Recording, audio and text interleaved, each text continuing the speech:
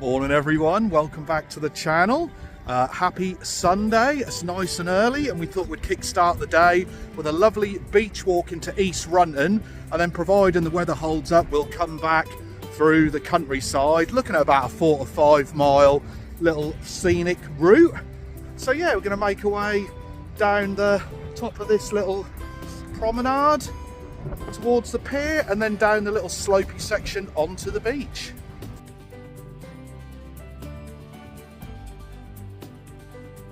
Well, that wind has certainly eased off after the horrific storm we had towards the end of last week. Hope you all kept safe. Wasn't the most pleasant thing to drive in. But yeah, apart from a slight breeze, there's a little nip in the air. It's not too bad today at all, really. Certainly is a great way to clear the old cobwebs on a morning. Resting points halfway down the slope always has these sort of vintage posters in them. Quite cool. You can normally buy like pictures framed in the town, these different pictures and that.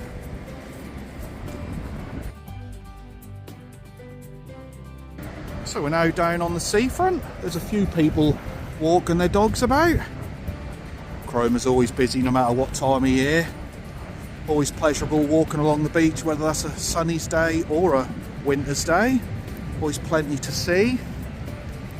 And the tides always bring different bits and pieces to check out, whether it's little rock pools or bits of timber that's been washed in. Yeah, we're going to carry on this way into East Runton. It's about a mile. This building's quite interesting. They've recently turned it into like the Cromer art space. They have different gatherings in here from local artists, etc., showing off all their different paintings and drawings. Might be quite cool to check that out at some point.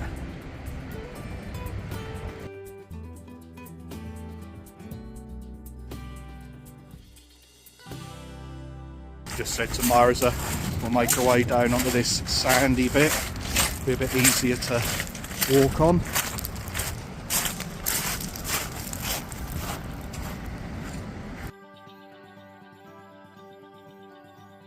Can't actually remember the last time we done a nice beach walk. Must be like the start of the summer at least. We used to love going for walks along the seafront to East Runton, and like I say, you've got the option of coming back through the countryside.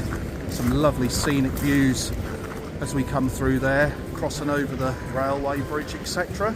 Be quite cool to check out all the campsites, although I imagine most people will be packed up and gone home by now. But yeah, there's some nice places to stay through there if you're into just camping in tents or bringing your motor home or glamping. Loads of different options.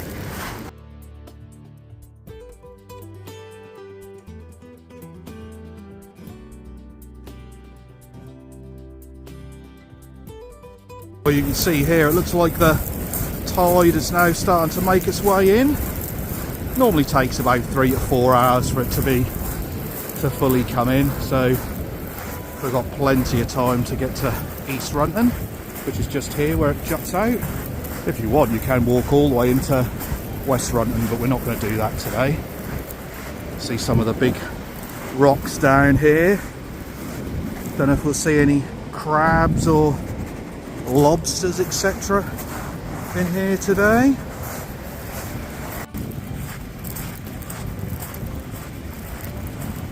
This definitely looks like quite a cool rock pool to explore. If I dare walk out into it too far.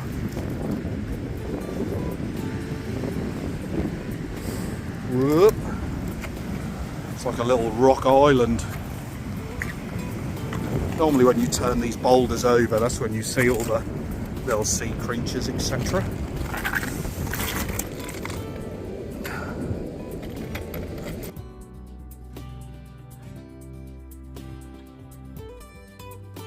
I'm going to have to shake my boots out when we get off this beach. Got loads and loads of tiny little pebbles in the bottom of them now.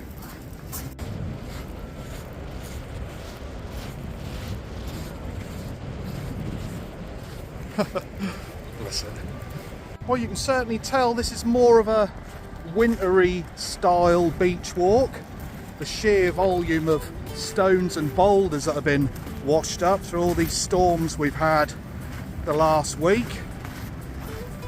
Unbelievable how the landscape of the beach does change due to the seasons.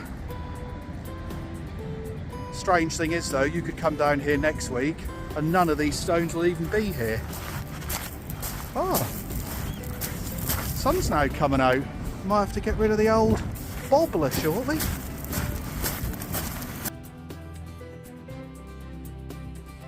Well, we're nearly into East Runton now. We've walked, I'd say we've walked about a mile so far. You can just about make the pier out in the distance where we started. So enjoyable though. So lucky to have this on our doorstep. So we're now coming into East Runton. Seems to be a lot more dog walkers this end. And I used to come down here quite a lot when I was younger to do surfing and bodyboarding. Yeah, it's really quite good when it's almost high tide. I'll have to come down here again at some point and see if people still do it. Like I said earlier, if you carry on walking around there, you'll end up in West Runton and eventually Sheringham. And West Runton obviously famous for its woolly mammoth fossils. But we're going to make our way up this slope past this awesome looking fishing boat into East Runton village, where we'll continue our walk into the countryside.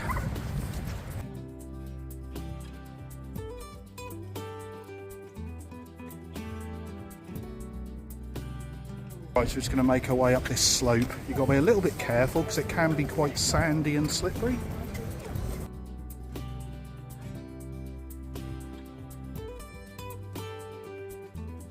I'll tell you what, that'll take it out of you.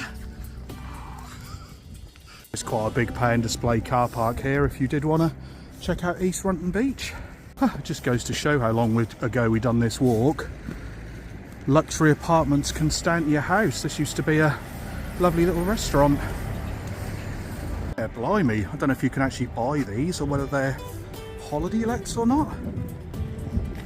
They look nice.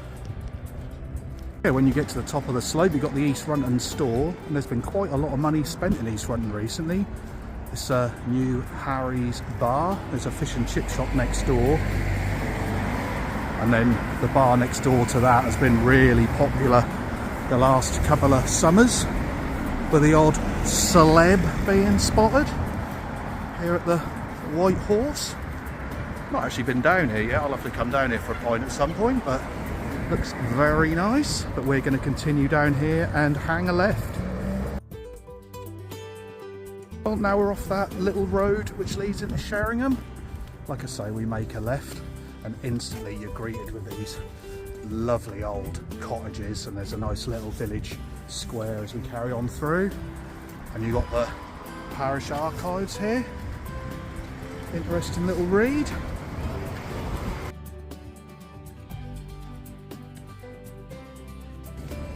Lovely big place through here. Actually looks like it's empty. And now we're on this little village green. It's a nice little pond in the centre. Yeah.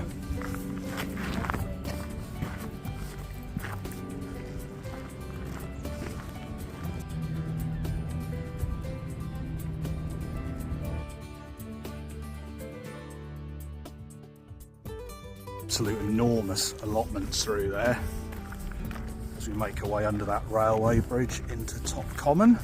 There's another lovely big pond there, and that'll take us right out into the heart of the countryside where we'll do our little loop.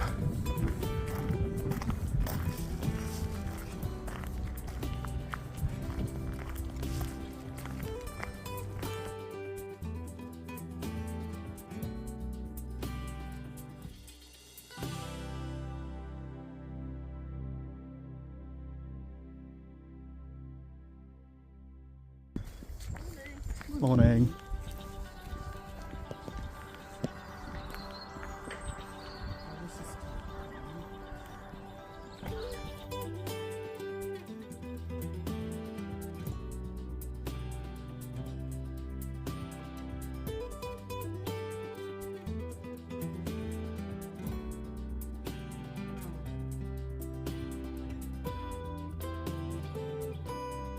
I've noticed that sun has started to go in now and then clouds are getting darker.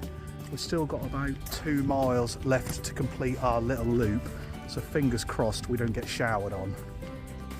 So we're now making our way to the train crossing. Always keep alert for this and follow the light system. Make sure you're safe.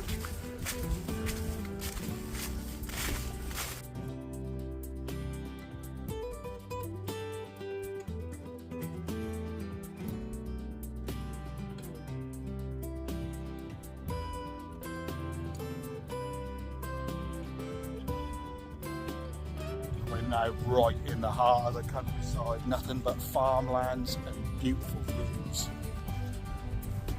Loads of red berries all on here still. Don't know whether the birds eat them. I was kind of hoping we'd see the train mosey past while we do this walk. Still might get a chance when we get to the top of this hill. There are actually a couple more little pathways you can take to complete this country circuit. One adds on about 2 miles to the walk, and the other one adds on about 3, but because the weather's now starting to look a little bit unpredictable, we thought we'd take the shorter route, but well, it's still done nearly 4 miles time we complete it. I love walking through this little undergrowth area. I always imagine all the little creatures that come out and use this pathway at night. Imagine there's plenty of deer and badgers and rabbits, whatnot, come through here and use all this brush as their home. Just gotta mind your head on these low branches as you make your way through. I remember many years ago I'd done this walk when we had all that really bad snow, and the field we're now about to come into, the snow was literally up to my knees. You'll have to go back in the vlogs quite a way to find that, but yeah, that was quite a decent little walk, bit of adventure. Yeah, that wind is now definitely starting to get up a little bit now. It won't be long before the rain. We're now approaching the first of many campsites. Like I say, I can't imagine they're even open now this time of year, but in the summer they're super busy, and one of them I think you can even get like a food delivery service, which is quite cool. So this is the first one on the left here, Manor Farm. Got some lovely views of the sea from this one.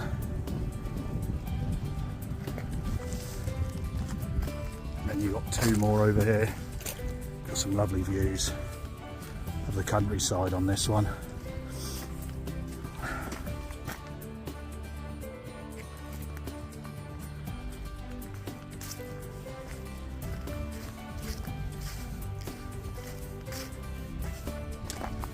There you go. You're literally about a mile walk from Cromer town centre. I imagine that'd be quite interesting doing the walk back though at night time if you had a few bevies. We were saying you'd have to have a decent torch to make your way back to these campsites. There's a lot of exposed roots on the ground which you definitely wouldn't see at night.